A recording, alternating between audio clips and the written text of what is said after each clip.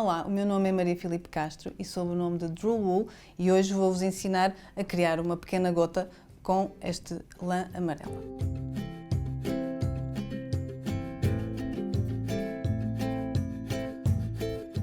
Para começar a fazer a gota, eu vou pegar num enchimento. Este enchimento é um material sintético chamado Dracalon. O material na mão, acho que tem o tamanho suficiente. Vou então passar a picar com estas agulhas.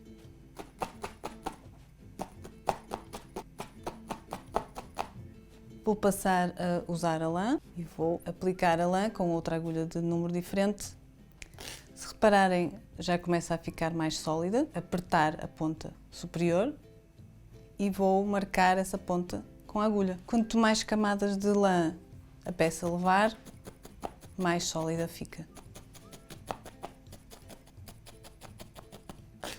Tem então aqui a forma da gota.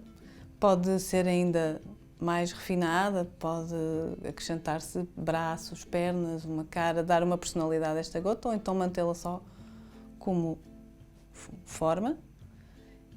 Esta agora vai fazer companhia aqui à nuvem. Espero que tenham gostado. Não se esqueçam de seguir a Doméstica nas redes sociais e se quiserem aprender mais sobre toy art feito em lã, não percam o meu próximo curso online.